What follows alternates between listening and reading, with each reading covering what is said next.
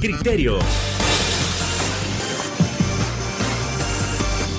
Una entrevista de Mix de Medios.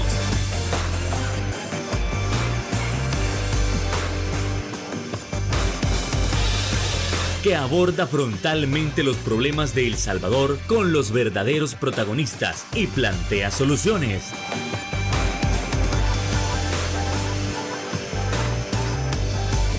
Criterios. Hola, ¿qué tal? Muy buenas noches, sean todos y cada uno de ustedes nuevamente bienvenidos a una emisión más aquí en Criterios en este 19 de noviembre. Es un verdadero placer que usted nos pueda estar acompañando, como siempre, para analizar estas temáticas importantes que acontecen en la nación. Damas y caballeros, se acerca la elección del fiscal general de la República.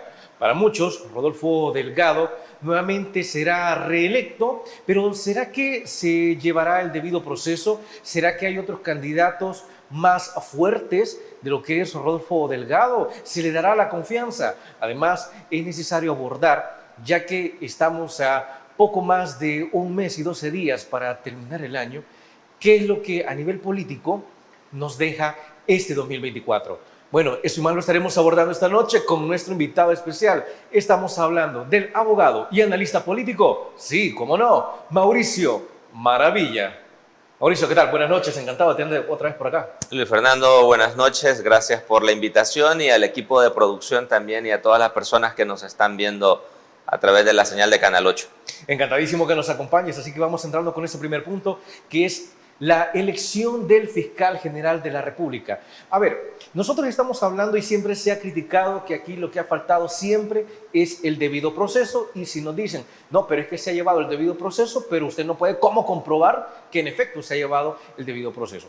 Ahora bien, Rodolfo Delgado tiene las cualidades para ser reelecto, o el gobierno como tal le va a decir, pues usted ha funcionado bien, quédese otro periodo. Vamos. Yo creo que esa es justamente tener las credenciales hoy día.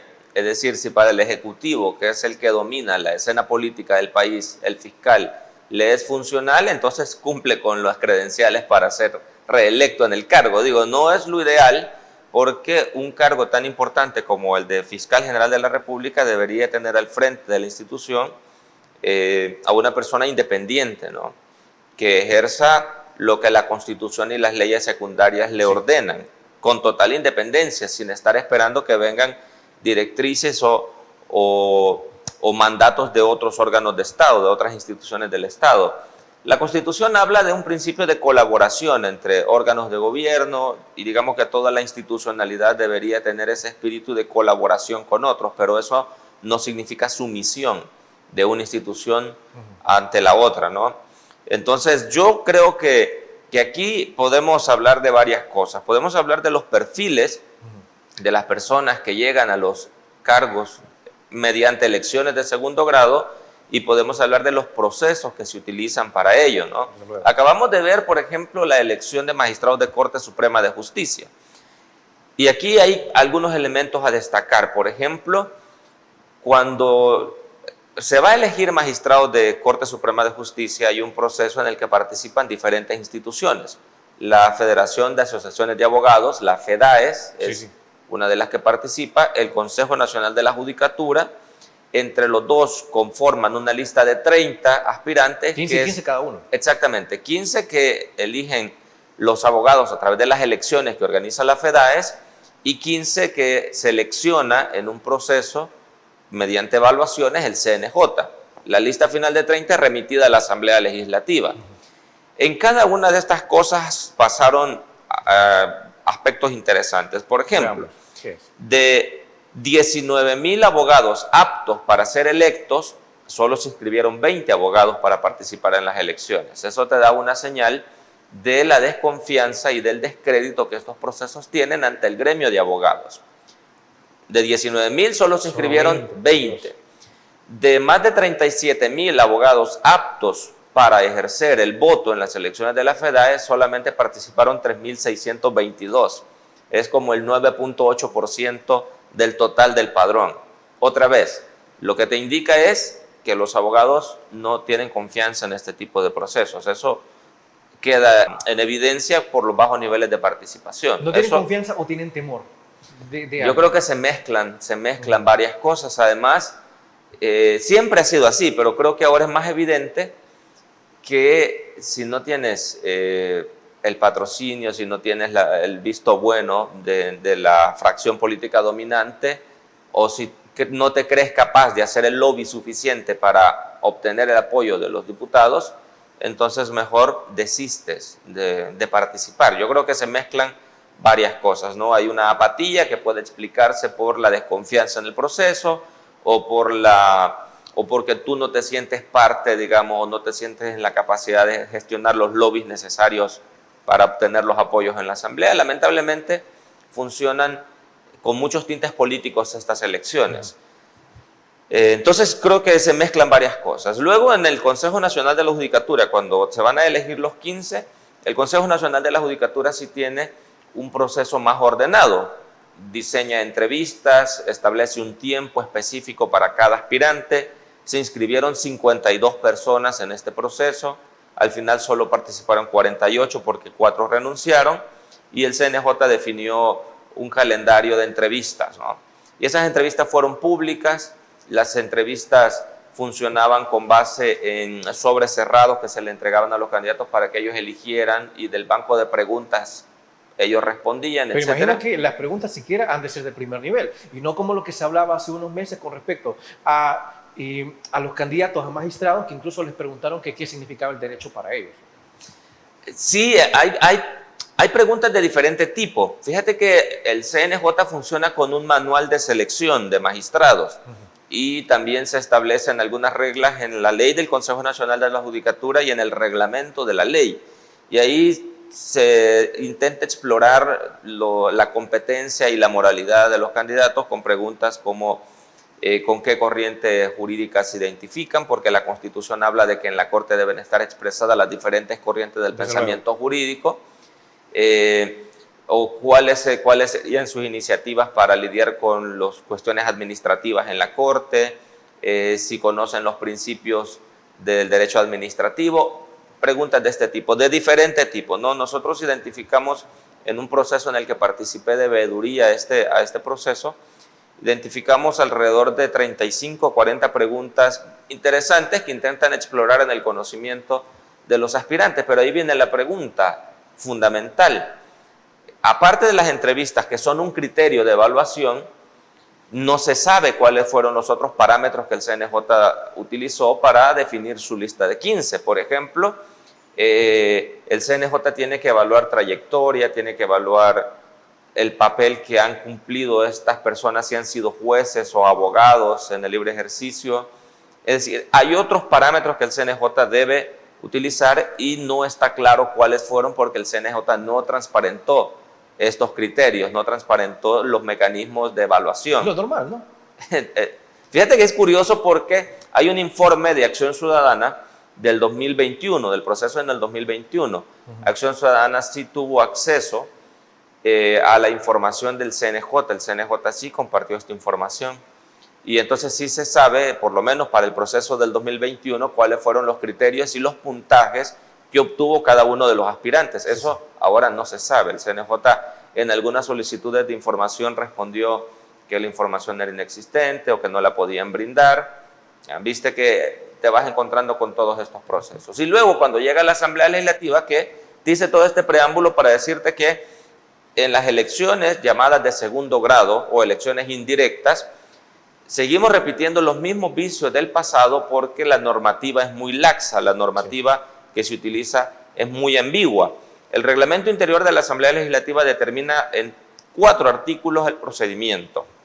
La convocatoria, el plazo de convocatoria, establece que la competencia es de la Comisión Política para evaluar a los aspirantes y que dice el reglamento interior que la Comisión Política podrá por cualquier medio evaluar a los aspirantes. Eso de por cualquier medio es cualquier cosa, es decir, no establece, por ejemplo, lo que las organizaciones de sociedad civil han propuesto, baremos, que es como una matriz de evaluación en donde se establezca un puntaje por cada requisito que vaya cumpliendo el candidato y con base en eso tener, aunque no sea definitorio el baremo, pero te da un insumo para tomar una decisión. Un criterio, ¿no? Exactamente, te establece criterios. Eso no existe. De hecho, las entrevistas de los aspirantes ante la comisión política podrían no existir porque eso es optativo. Dice por cualquier medio y pudiendo ser entrevistas, pero la comisión política podría no hacer entrevistas. Es decir, eso es facultativo de la Asamblea Legislativa porque el reglamento interior de la Asamblea le da esas libertades para que actúen a discreción, ¿no? Esto contradice los parámetros internacionales recomendados por la Relatoría de las Naciones Unidas para los jueces y abogados, que establece, por ejemplo, para el caso guatemalteco, en la elección de magistrados de altas cortes, dice, deberían diseñarse entrevistas obligatorias y otros parámetros para evaluar a los aspirantes. La obligación de que la Asamblea Legislativa permita la participación de organizaciones de sociedad civil, por ejemplo. FESPAD presentó allá por el 2018 una propuesta de reforma al reglamento interior y lo que FESPAD buscaba era que organizaciones de la sociedad civil estuvieran presentes en las evaluaciones y que tuvieran la facultad de presentar reparos o tachas a los candidatos. Por ejemplo, si un candidato tiene procesos pendientes y a la Asamblea Legislativa se le escapó o no verificó bien la información y organizaciones de sociedad civil tuvieron acceso a información que la Asamblea no tuvo, estas podrían complementar el expediente y poner reparos a esa candidatura y decir, mire, pero no cumple con este requisito, qué sé yo, ¿no? Básicamente lo que me estás diciendo es que en todo ha habido un retroceso. Sí, hemos notado un retroceso en ese sentido porque, primero, las ambigüedades que la ley da permitieron que en el pasado, cuando Arena y el FMLN dominaban la Asamblea, se diera este reparto de cuotas y las evaluaciones a los aspirantes tampoco fuesen muy rigurosas, ¿no? Pero eso se repite hoy, eso no ha cambiado en absoluto. O sea que mantienen el sistema de los denominados mismos de siempre. Exactamente, por lo menos en términos institucionales y en términos de nombramiento de funcionarios de segundo grado, se mantienen las cosas tal cual, ¿no? Sí. Es decir, sin tener claros cuáles son los parámetros para elegir a estos funcionarios. Entonces, todo esto te lo digo para decir que mi temor es que en el caso del fiscal general de la República pueda ocurrir lo mismo.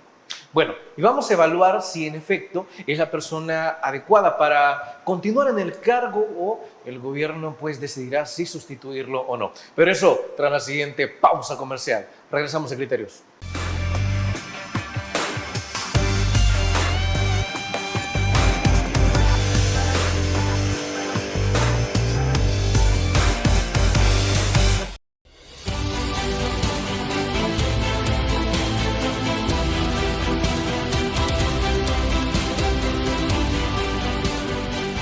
Nuestro compromiso, nuestra pasión, son algunas de las cosas que nos caracterizan como salvadoreños. Farmacia La Buena, la farmacia de todos.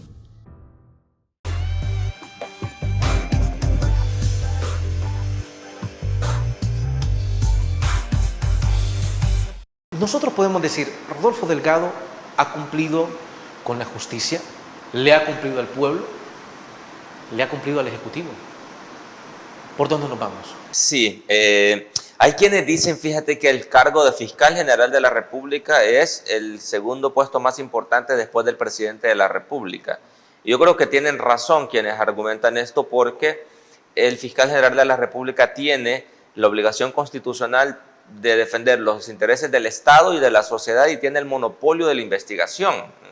Es decir, cualquier ejercicio de acción penal para investigar casos de corrupción, por ejemplo, casos de administración fraudulenta, casos de cualquier naturaleza, es el fiscal el que ejerce esta potestad, ¿no? Es decir, es en el diseño institucional de El Salvador un puesto clave, y lo es en el diseño institucional de varios países, ¿no? La figura de fiscal general de la República es un cargo de gran relevancia. Bueno, pues podemos hablar de caso de Estados Unidos también, ¿no? Exactamente, solo que el proceso de nombramiento es distinto, porque aquí se elige a través de la Asamblea y allá es el presidente el que lo propone. Creo que está sujeto a ratificación del Congreso, como algunos jueces y magistrados de la Corte Suprema también. Es una propuesta del presidente, pero sujetos a ratificación del órgano de control en este caso, ¿no?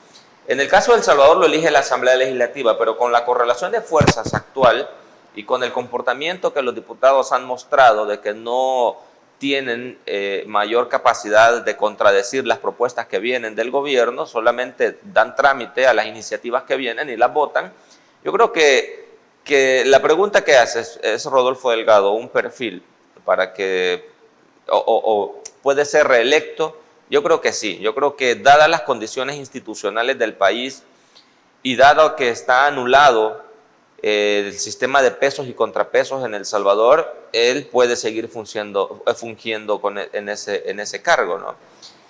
Claro, esto es un retroceso en materia institucional, porque lo que deberíamos tener es, si hay, por ejemplo, investigaciones periodísticas que te están indicando posible corrupción gubernamental, posible enriquecimiento ilícito, además, lo mínimo que debería esperar un ciudadano es que haya un fiscal general de la República independiente que inicie investigaciones ante estos indicios que el periodismo de investigación te está dando, ¿no?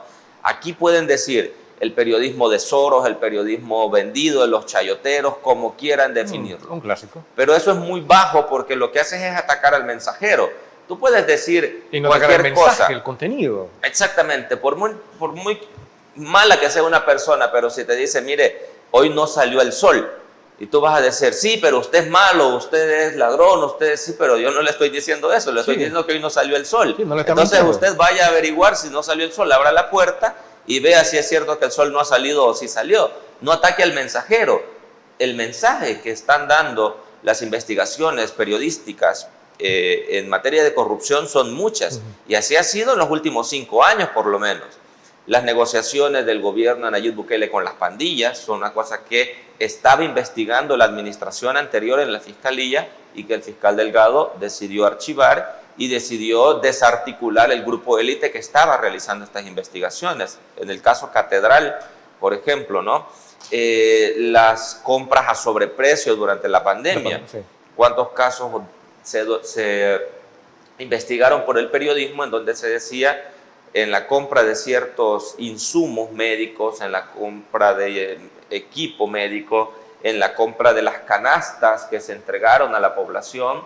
Allí puede haber corrupción porque se dieron compras a sobreprecio, se dieron contratos directos, hay familiares de funcionarios públicos que se beneficiaron de estas compras. Eso es corrupción o aparente corrupción, si partimos del principio de presunción de inocencia, pero lo mínimo que un fiscal general de la República debería hacer es investigar esas cosas que están ahí, pero no se ha hecho. ¿Qué te muestra esto?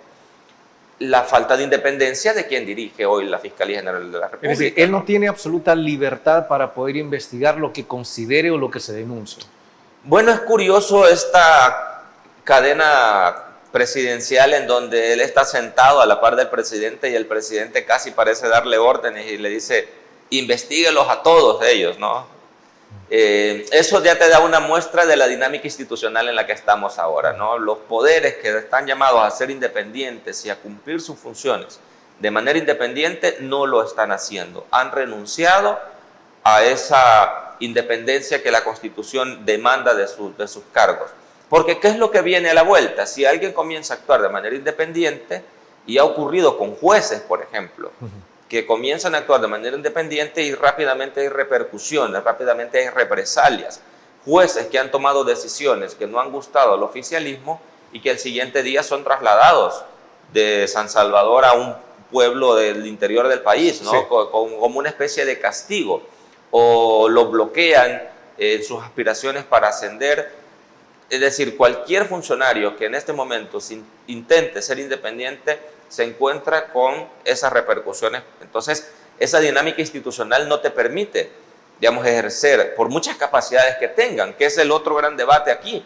Por ejemplo, los magistrados que fueron electos para la Corte Suprema de Justicia, cuando uno va y revisa sus hojas de vida, uno fácilmente puede decir que tienen las credenciales para ser magistrados. Fácilmente, credenciales académicas, experiencia, competencia, experticia, especialidades en algunas áreas del derecho, tienen las credenciales. El problema es que la dinámica institucional del país en este momento a esa gente competente no le permite actuar con independencia. Entonces, si un funcionario, siendo juez o fiscal general, no actúa con independencia, ya uno puede preguntarse, ¿no? Entonces, ¿qué es lo que hace? Ok, pero en este caso, digamos, si le preguntamos a la gente, trasladémonos del gabinete a la gente podría decir, mire, pero si el presidente Bukele le ordenó a él investigar a todo el gabinete y apenas uno ha salido, o al menos que se hizo públicamente, la gente puede confiar en Rodolfo Delgado a pesar de no haber una separación clara de poderes y a pesar de que él no tiene amplia libertad, pero dirá, mire, pero es que no se le está revelando al presidente Bukele, está trabajando de la mano, por tanto debe ser reelecto.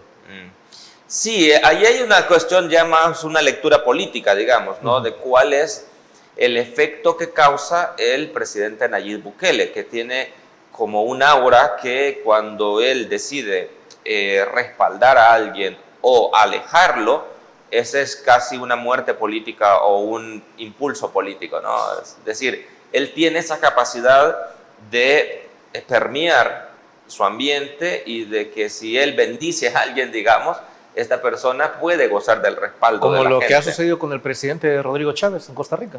Una especie, exactamente, digamos que el efecto político de la figura de Nayib Bukele es muy poderoso, es una cosa muy bien trabajada y a quien él decide apartar de su grupo o acercarlo, lo premia o lo castiga, y que políticamente ante la gente eso es muy valioso, porque quien goza de alto nivel de popularidad en la actualidad es el presidente de la República, es decir, que él tiene esa capacidad de contagiar de su carisma o de su buena imagen a quien él decida, ¿no? Entonces creo que cuando la gente lo interpreta como un funcionario que colabora con el presidente, entonces lo está poniendo bajo esa sombrilla de protección, digamos, bajo esa sombra del capital político que el presidente tiene. Pero, insisto, vaya, eso es políticamente lo puede leer uno así y es muy comprensible.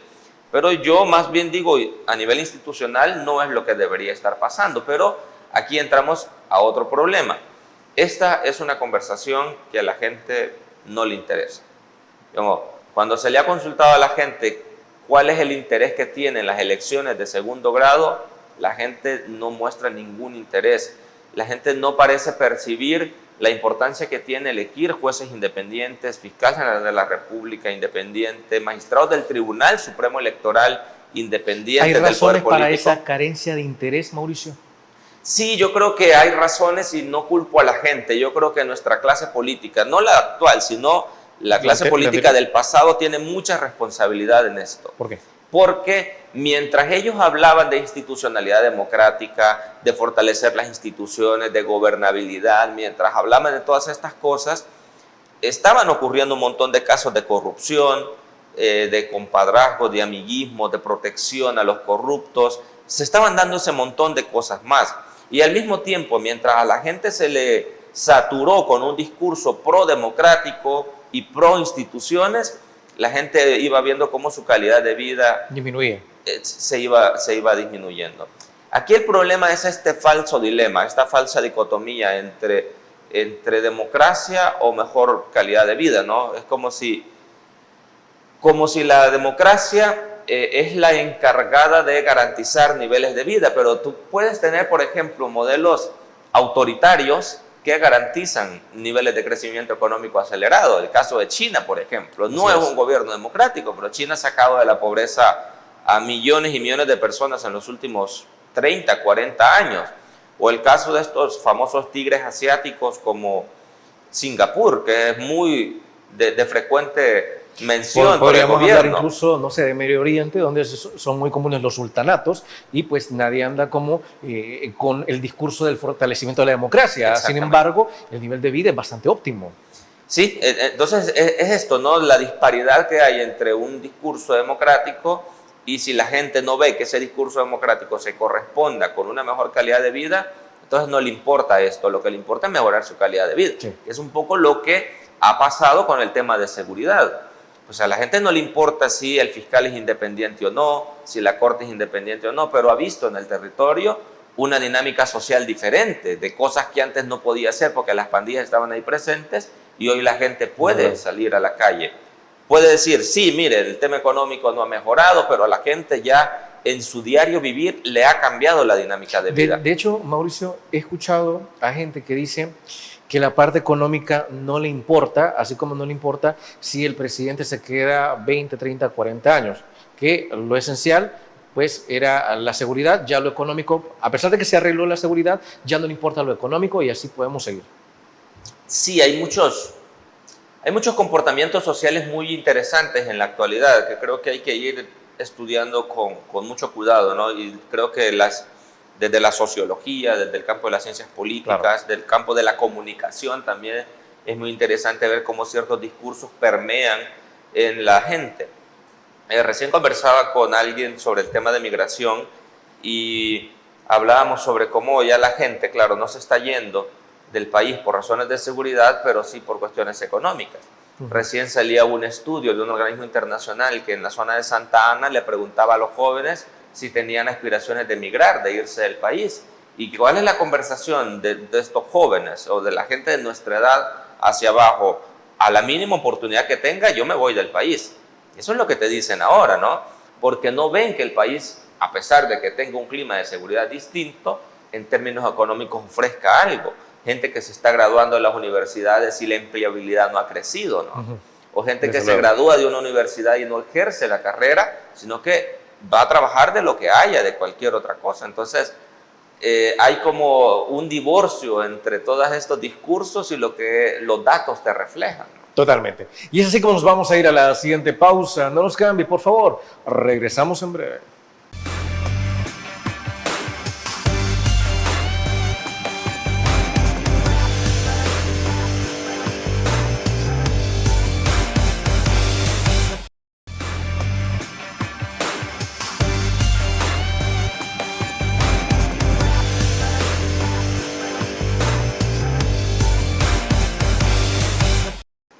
Algo importante de mencionar es que, a pesar de que estamos hablando que es la democracia, realmente no es que le importe a la gente, sí es necesario evaluar lo sucedido en todo el 2024. Es decir, nosotros tuvimos elecciones.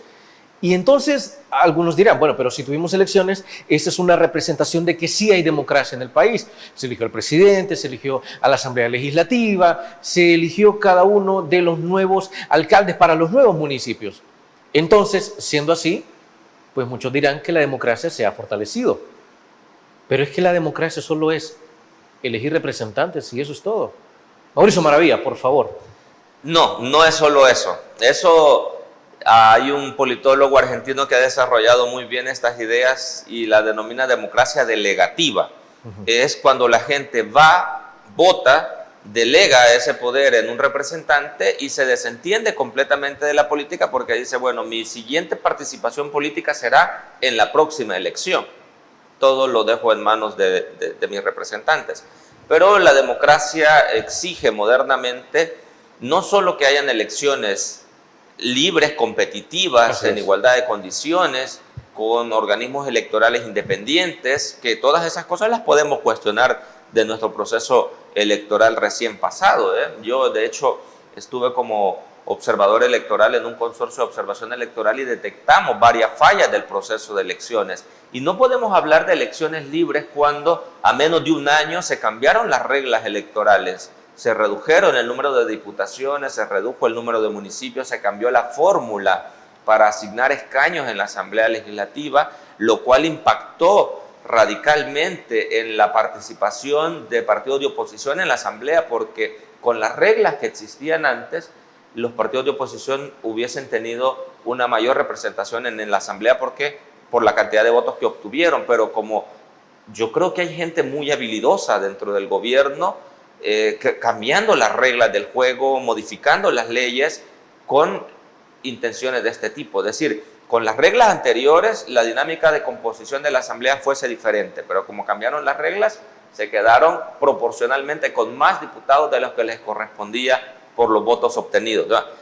Esas son cuestiones que tienen que ver con elecciones, no solo es ir a votar y como ganó este partido, entonces hay democracia. Eso es reducir la democracia a una cuestión muy mínima. La democracia exige que hayan elecciones, sí, pero con estas condiciones de igualdad, competitivas, libres, etcétera, ¿no? Eso por un lado. Pero las elecciones en democracia son la puerta de entrada a un sistema. Y como explica el politólogo de la UCA, Álvaro Artiga, lo que te encuentras dentro de la democracia es un montón de instituciones que están vigilando el ejercicio político de quien gobierna. Eso es la democracia modernamente, que un gobernante esté sometido a las leyes, que haya instituciones independientes que controlen ese ejercicio. La democracia es eso. La democracia es esta figura del check and balance, ¿no? De los pesos y contrapesos, porque, como dicen, el poder corrompe y el poder absoluto corrompe absolutamente. Esta frase que se repite muy constantemente lo que indica es la idea de que si tú le das a una persona o a un grupo político la capacidad de tomar decisiones sin ningún control, esto rápidamente se comienza a corromper. Aquí, en la China, en Singapur, en cualquier sultanato y en cualquier país de América Latina. Es decir, pasa Ahora, por todos lados. Mauricio, ahora otro punto también importantísimo, pero la gente podrá decir, pero nosotros lo elegimos limpiamente. Entonces, si la democracia es la voz y el poder del pueblo y nosotros lo elegimos, entonces todo se hizo tal cual estaba previsto. Pero es posible hablar de democracia cambiando las reglas del juego para decir, nosotros ganamos limpiamente, pero ¿y si no hubieran cambiado las reglas del juego, hubieran ganado de la misma manera, proporcionalmente? No, eso no es democrático, eso es antidemocrático, de hecho, el cambio de las reglas del juego en medio del proceso electoral, porque la normativa electoral exige que el Tribunal Supremo Electoral tenga el Plan General de Elecciones por lo menos un año antes de la fecha de elecciones, el PLAGEL se conoce. Si tú cambias algo en ese transcurso, ya modificaste la dinámica, ¿no? Y si tú además tienes el control de las instituciones encargadas, por ejemplo, de desembolsar la deuda política, por ejemplo, ¿no? Que los partidos dijeron, no hemos recibido deuda política porque el gobierno dijo, bueno, vamos a utilizar el pisto para otra cosa, no le vamos a dar pisto a los partidos para campaña. Eso en el discurso suena muy bonito y cualquier ciudadano podrá decir, muy bien, el presidente ya no le dio dinero a los partidos para que hagan campaña porque lo va a utilizar para cosas para nosotros. Lo que ocurría era que el gobierno, como tiene los carros, los pica, tiene las instituciones, sí utilizó recursos públicos para su partido político. Entonces, ¿ves? Esa disparidad en la contienda, eso no es nada democrático, eso es completamente antidemocrático y eso está documentado en informes de observación electoral que varios organismos trabajaron en las elecciones pasadas. Es decir, que ni siquiera podemos hablar de que las elecciones se dieron en igualdad de condiciones. Entonces, desde ahí comenzamos a ver síntomas. Ahogar a la oposición financieramente, porque se les dio la deuda política, pues sí, pero una vez que ya estaba consumado el plan, ¿no? el objetivo, pero no antes para dar fuerza a ellos. Exactamente, de hecho creo que hay un caso de un partido político a quien le desembolsaron la deuda política el jueves antes de las elecciones, es decir, ya en periodo de silencio electoral. ¿Y qué iba a hacer ese partido? En pleno silencio electoral, con un dinero que se supone que es para la campaña. Ya no podía hacer campaña, estaba en silencio electoral. Sí. Entonces se dieron ese tipo de cosas que, claro, si uno se mete y lo investiga, si uno intenta documentar, si uno va y analiza más a fondo estas cosas, comienza a encontrar como estos elementos, muchos más, que es lo que te indican es un deterioro democrático en el país.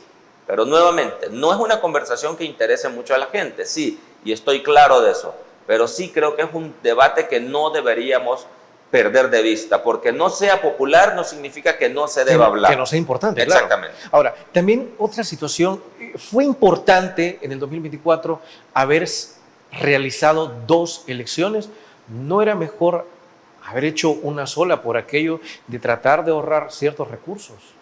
Sí, eso hubiese sido lo ideal. De hecho, la separación de elecciones debe seguir ciertos criterios, pero en este caso fue con afanes políticos, ¿no? Es decir, hay muchos elementos. Las elecciones, si vamos y repasamos todo lo que fue pasando, por ejemplo, el voto desde el exterior.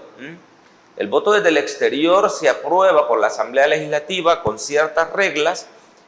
El Tribunal Supremo Electoral dice necesitamos cerca de $75 millones, la Asamblea les aprobó creo que 55, 58, menos de lo que solicitaba. Se desembolsó tarde, la empresa encargada de la ejecución de este plan de votación en el exterior, que fue una empresa española, Indra, también fue contratada tarde. Es decir, los plazos electorales se fueron acortando y eso generó muchas dificultades. Por ejemplo, no tenemos claro la auditoría de este proceso de elecciones, con las quejas que hubo de gente que fue inducida al voto, de si el dispositivo se trababa o si te permitía, qué sé yo, cualquier tipo de manipulación o si no la permitía. Pero bueno, deberíamos tener una auditoría. Que hasta con lápiz podías marcar, ¿no?, la papeleta. Sí, se dieron muchas cosas de esa naturaleza. Entonces, vuelvo al tema. Esto es importante porque si la concepción que se tiene de democracia es que podemos votar y que elegimos a nuestros gobernantes, desde ahí comenzaríamos a cuestionar si la forma en la que votamos nos permite de verdad elegir, o si la forma en la que se dieron las elecciones expresan de verdad la voluntad de la gente fielmente. En el caso del presidente yo creo que no hay duda. En el caso del presidente no tenía un contrincante. La figura del presidente es muy poderosa publicitariamente, en términos de propaganda, en términos de marca política.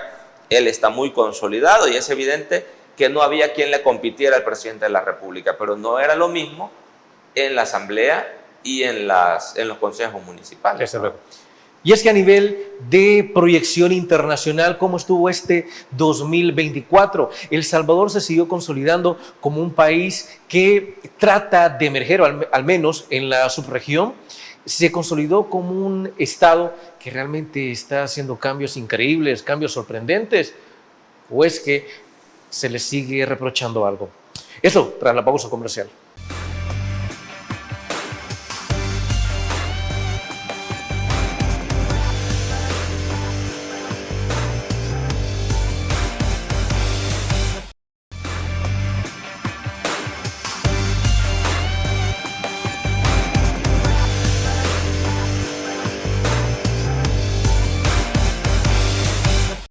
Así como cerramos el bloque anterior, es necesario evaluar también cómo cerramos el 2024 a nivel de proyección internacional. Económicamente se nos ve como un estado altamente atractivo en materia de inversión, en materia de crecimiento. Se nos ve como un modelo a seguir para los demás estados que quieren combatir fuertemente la inseguridad. ¿Cómo nos posicionamos? ¿Somos el centro de atención en el mundo? Mauricio Maravilla, por favor. Yo no creo que seamos el centro de atracción del mundo, pero sí en la región El Salvador comienza a sonar cada vez más, y cuando uno tiene la oportunidad de salir del país y conversar en otros países con personas que le preguntan ¿de dónde viene? De El Salvador. Ah, el presidente Bukele. Y es evidente que la marca país hoy está vinculada al nombre de Nayib Bukele. Eso es lo que te digo, que en términos de posicionamiento político él ha sido muy exitoso, y de hecho creo que es un caso de estudio para los comunicadores políticos y para los que amamos el marketing político. Exactamente, yo creo que el caso del presidente es un caso de estudio porque ha sido muy exitoso, ¿no? Sí. Él con la visita a Costa Rica ha demostrado ese poder que tiene, ¿no? Pero fíjate que no es la primera vez que un presidente salvadoreño intenta posicionarse a nivel regional. Recién he estado en Antigua Guatemala en un taller con el doctor Héctor Lindo, en el Foro de Periodismo Centroamericano, y me inscribí en un taller sobre la historia de los autoritarismos en Centroamérica. Y resultaba curioso escuchar al doctor Lindo decir que, por ejemplo, en 1913, cuando asesinan a Manuel Enrique Araujo, una de las primeras hipótesis o de las primeras teorías que salió es que había sido mandado a asesinar por Estrada Cabrera, que era el presidente de Guatemala de ese momento, sí, porque Manuel Enrique Araujo tenía aspiraciones regionales, porque él había comenzado con un discurso de posicionamiento a nivel regional. Había organizado 2 años antes, en ocasión del centenario del primer grito de independencia, en noviembre de 1911, había organizado fiestas muy sonadas, de mucha pompa, y estaba pintándose como una figura regional. Además, en esos días él estaba organizando un viaje a Costa Rica, casualmente, ¿no? Es decir, no es la primera vez en la historia de El Salvador que un presidente intenta este tipo de cosas, ¿no? De tener un carácter más regional, de posicionarse a nivel regional. Eso no es nuevo. ¿De tener el sueño morazánico? También, eso, exactamente, es como una aspiración de ese nivel, ¿no? Lo que ahora llama la atención, y creo que se ve también un nuevo ingrediente, es el papel de las redes sociales y cómo la conversación pública hoy se mueve más rápido, ¿no? Y las redes sociales tienen la capacidad de sobredimensionarte cosas que están pasando en la realidad. Cuando tú comienzas a poner bajo la lupa ciertos hechos, te das cuenta de que no son en la magnitud en la que las redes sociales, que sirven como un gran altavoz para ciertos temas, que no reflejan fielmente lo que está pasando. Pero digo, esto políticamente claro que es una herramienta hoy día. Vuelvo a la pregunta, ¿El Salvador se está posicionando como el centro de atracción del mundo? Creo que del mundo no, puede que comience a pasar, no lo descarto, pero a nivel regional sí, digamos que tiene un carácter muy importante, sobre todo con el tema de seguridad. Y sobre todo porque América Latina es una región muy violenta, los índices de criminalidad en América Latina son muy altos, y cuando los demás países ven a El Salvador, que pasó de una tasa de homicidios muy alta a índices de homicidios muy bajos, entonces es evidente que intentan replicar algunas estrategias. Recién me entrevistaban en un medio peruano por el debate que se abrió en Perú sobre un posible régimen de excepción, una cosa que se ha trasladado a los países de la región como el modelo Bukele, por ejemplo. Te interrumpo ahí. Entonces, básicamente lo que estamos hablando es que la solución que todos los estados ven para sus problemas de inseguridad es un régimen de excepción. ¿O eso es lo que estamos percibiendo? Sí, lo que pasa es que el régimen de excepción en el caso de El Salvador se ha presentado como el garante de la seguridad. Digamos, la gente no se imagina seguridad sin régimen de excepción, porque incluso a nivel discursivo, cuando los propios analistas de oposición o cuando los propios políticos de oposición van a los medios y hablan del régimen de excepción y de inmediato aparece la palabra seguridad, digamos que inconscientemente están en la conversación pública generando una asociación entre las dos palabras. Régimen de excepción y seguridad casi significan lo mismo, ¿no? Es decir, que en la cabeza de la gente es así. El régimen de excepción es una figura constitucional, sí, que se habilita para ciertos momentos de excepcionalidad, de emergencia. En algunos países se llama estado de emergencia o estado de sitio, que significa la suspensión de ciertas garantías constitucionales para lidiar con un problema. Exactamente, ahí está el asunto. Para el caso de El Salvador, el régimen de excepción ya perdió toda excepcionalidad y se ha convertido en la regla general.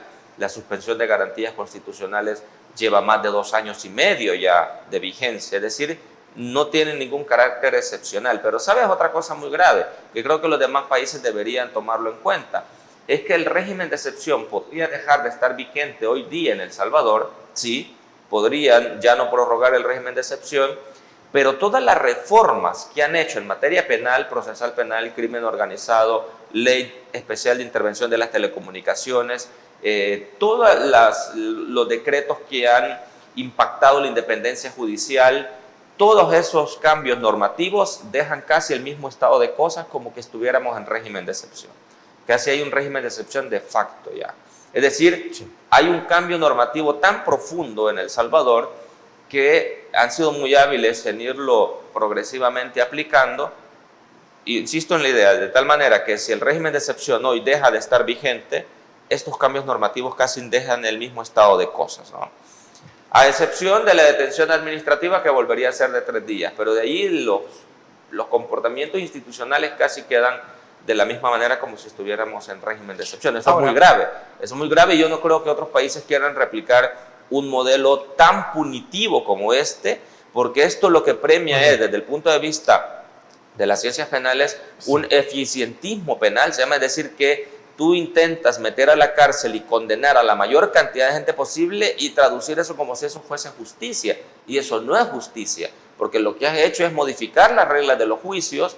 Los diputados no tienen derecho de defensa, no hay condiciones para que una persona se defienda en los tribunales, y además no tiene jueces independientes que estén decidiendo esto de manera libre. Entonces, yo no creo que ese sea un modelo digno de exportar, francamente, no lo creo. Ahora, una de las cosas que también tenemos que evaluar en este 2024 es, hablando del tema, ¿no? ¿Cómo se ha comportado la oposición con respecto al tema? ¿Ha sabido darle una lectura como para que la gente trate de confiar en que a futuro podría haber una oposición digna, o ha cometido tantos errores a nivel de su discurso que al final, en lugar de quitarle poder al Ejecutivo, termina dándole más poder y termina dándole la razón? Sí, mira, yo creo que la gente piensa que si el presidente Bukele se va, lo que va a ocurrir es que inmediatamente se abren las cárceles y salen todos los encarcelados, y que volveremos al estado de cosas. De hecho, eso fue lo que se vendió durante la campaña electoral. Exactamente, y esa idea está muy presente en la gente, porque cuando las organizaciones de sociedad civil, cuando analistas, cuando los mismos políticos de oposición hablan del tema de derechos humanos, el gobierno rápidamente lo enfoca que el tema de derechos humanos es defensa de criminales. No es cierto, eso no es cierto, por supuesto, pero la simplificación del mensaje y esas estrategias de comunicación política han sido muy efectivas. Entonces, yo creo que a la oposición le ha hecho falta mucha habilidad para manejar este tema, pero es muy difícil porque digamos que la marca régimen de excepción, esta marca del país más seguro del hemisferio occidental, son marcas que han sido muy bien instaladas en la conversación pública y la gente las asume como una característica de la gestión Bukele, y es muy difícil que la gente le quite ese mérito al presidente y crea que va a haber otro actor político capaz de gestionar las cosas de este tipo. Esta es una lectura política, ¿no? Desinteresada de mi parte, porque yo no hago parte de ningún esfuerzo político de ninguna naturaleza, pero cuando veo el comportamiento de los partidos de oposición, yo digo, bueno, les hace falta mucho porque no logran conectar con la gente. Ellos están participando políticamente, partidariamente, porque aspiran a tener cuotas de poder dentro del Estado, ¿no? Desde luego. El comportamiento político que uno tiene, el comportamiento político que implica hacer una entrevista con temas políticos, que también es una actividad política muy importante, o cuando uno viene a un set de televisión o va a una radio y habla de política, también tiene una participación política, pero no está con ello uno aspirando a disputar cuotas de poder estatal, como lo hacen los partidos políticos actualmente. Sí, claro, uno ¿no? puede ser político, pero apartidario. Exactamente, digamos, porque sí, la conversación es política, los temas políticos, los intereses políticos, etcétera, pero no tenemos una participación partidaria en ningún partido político, ni vínculos con ningún partido político, porque la Constitución establece que esos son los únicos mecanismos a través de los cuales se accede al poder estatal, los partidos políticos. Les da a la Constitución ese carácter, a excepción del cambio que hizo la Sala de lo Constitucional de permitir candidaturas no partidarias para diputados, pero solo hemos tenido un diputado no partidario. Entonces, aquí tenemos una carencia de institucionalidad partidaria. El sistema de partidos en El Salvador ha cambiado totalmente. Tenemos hoy un sistema de partido predominante, que es el que domina, exactamente, y digamos que los demás partidos políticos tienen mucha dificultad para posicionarse. Además tiene que ver con un tema de recursos, tiene que ver con un tema de acceso a fuentes de financiamiento lícitas, sí, claro, por supuesto. Claro, y de gratis no va a ser. Exactamente, digamos, nada se mueve sin la plata, y los partidos políticos no tienen ahora mismo esa posibilidad. Digamos que está muy precarizada la política en El Salvador en ese sentido. Entonces, digamos, hay varios elementos ahí vista en el ambiente que son muy difícil, es como un rompecabezas y todas las cosas están interrelacionadas, pero hay que ir hilando fino para encontrar las relaciones entre todos estos comportamientos. Pero creo que es la tarea que tú asumes desde este espacio de intentar generar estas conversaciones sobre estos temas que, insisto, yo estoy clarísimo, no son populares. Quizás la gente esperaría que uno hablara de cualquier otra cosa y quizás a lo mejor se quedara viendo si uno hablara de otras cosas, pero no porque no sean populares dejan de ser importantes. Yo creo que son muy importantes y por lo menos yo voy a seguir reivindicando esta conversación. Desde luego. O como lo podemos mencionar como una falacia de apelación a las mayorías o ad populum. Sí. Bueno, no porque las mayorías digan, bueno, es que esas cosas no importan, quiere decir que en efecto sea cierto. Porque estas conversaciones deben continuar, el debate debe continuar, así que nos vamos a la siguiente pausa y regresamos en breve.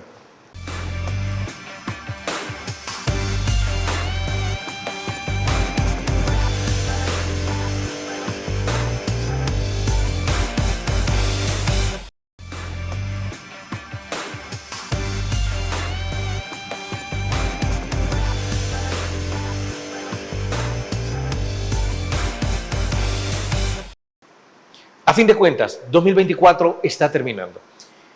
Y yo sé que le puedo preguntar a Mauricio, bueno, tú no tienes una bola de cristal para intentar ver el futuro, pero todo lo que hemos pasado te da una perspectiva de lo que puede ser. Para el 2025, ¿ves un fortalecimiento de la institucionalidad? ¿Una eliminación de alguna que otra institución por ahí? ¿O una gran modificación? ¿Qué es lo que podemos esperar en el corto plazo? Sí, como no tenemos una bola de cristal, nos toca conjeturar, pero hay ciertos elementos que nos permiten por lo menos dibujar escenarios, ¿no? Está pendiente de ratificación la reforma constitucional, Sí.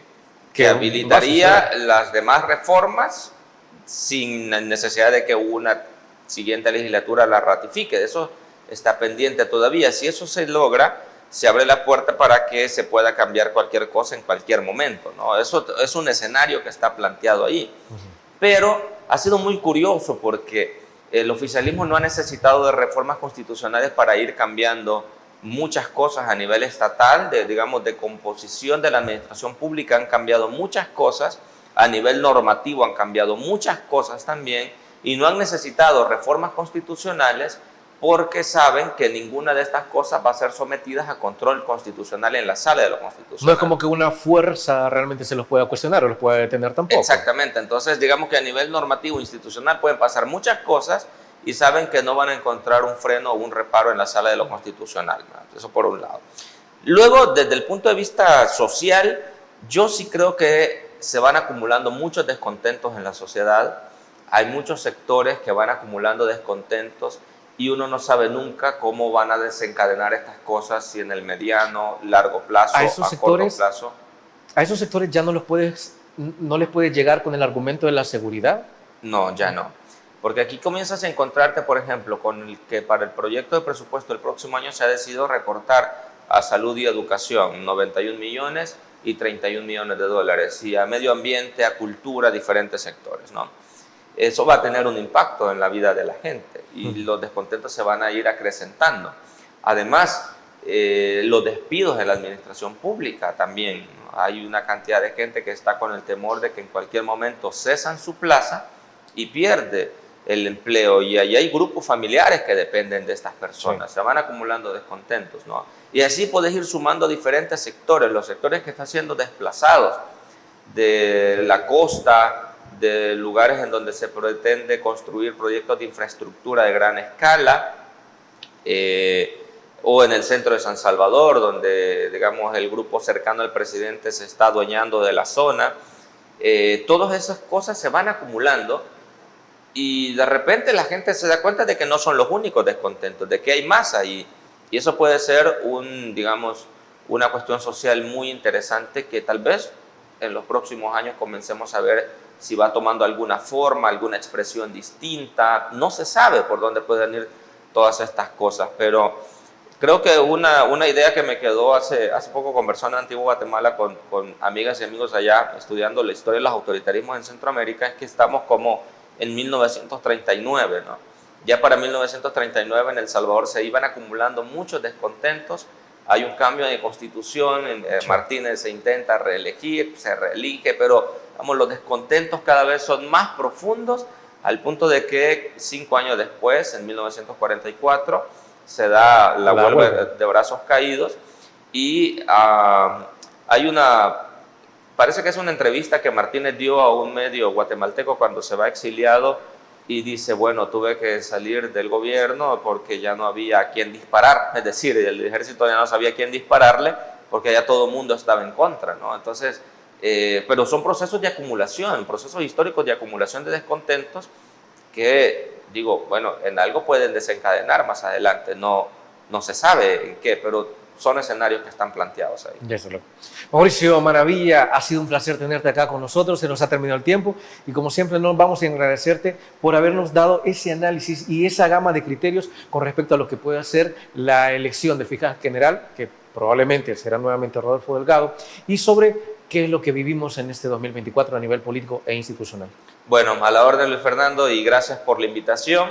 Creo que hay que seguir reivindicando este tipo de espacios, estas conversaciones, e intentar poner los puntos sobre las sillas en los temas. Y tú sabes que esta es tu casa. Bueno, gracias. Amigos y amigas televidentes, gracias por habernos sintonizado una vez más. Recuerde, el criterio más importante en todo aspecto siempre lo tiene usted. Que descanse. Feliz noche. Criterio. Una entrevista de Mix de Medios.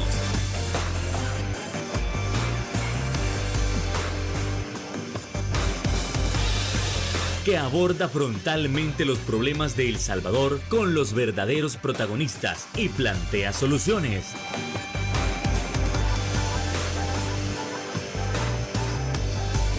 Criterios